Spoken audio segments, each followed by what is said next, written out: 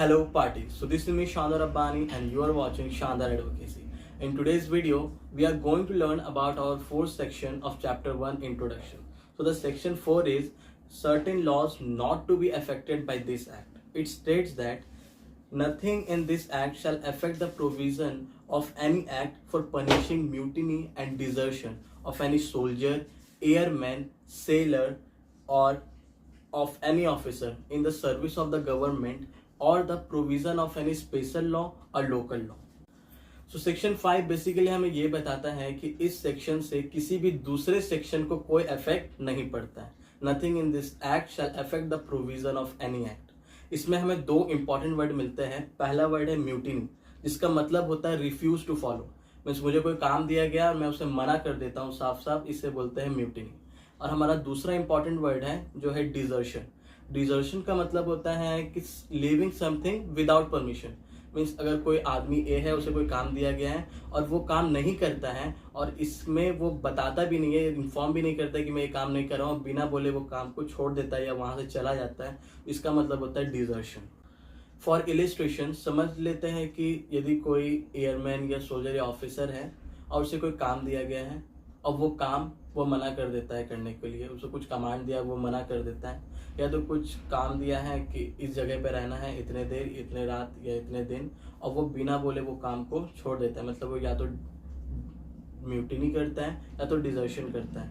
तो उस पे उनके डिपार्टमेंट पे उनके लिए अलग से लॉज बने हुए हैं, उन्हीं से वो गाइडेड होंगे, ना कि वो आईपीसी से होंगे. अगर वो कोई ऐसा पनिशमेंट करते हैं तो उन्हीं की डिपार्टमेंट में जो लॉ बने हुए हैं उन्हीं से वो पनिशमेंट के लिए लाइबल भी होंगे. सो ये हमें सेक्शन 5 बताता है. सो सेक्शन 5 से हमें दूसरी पॉइंट ये मिलती है कि यह एक्ट किसी लोकल लॉ या स्पेशल लॉ को भी अफेक्ट नहीं करता है. तो आगे बढ़ने से पहले यह जान लेते हैं कि लोकल लॉ होता क्या है.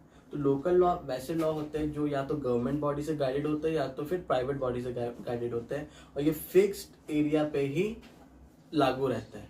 फॉर एग्जांपल समझने के तौर पे समझ सकते हैं हम कि एक मान लीजिए पार्किंग लॉट है और उसमें ₹20 पार्किंग चार्जेस हैं.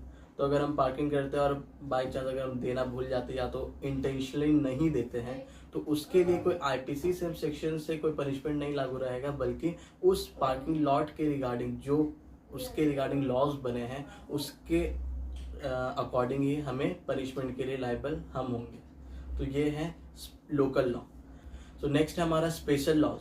सो स्पेशल लॉज क्या होता है ये जान लेते हैं. तो special laws are those laws that deal with the particular subject and are enacted by the parliament.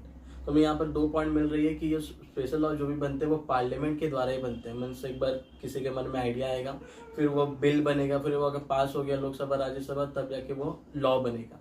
तो ये पार्लियामेंट से इनेक्ट होता है और ये पर्टिकुलर सब्जेक्ट पे ही काम करते हैं. फॉर एग्जाम्पल पासपोर्ट एक्ट या तो protection of civil right act या तो इंडियन रेलवेज एक्ट, ये सारे के सारे क्या है, special laws.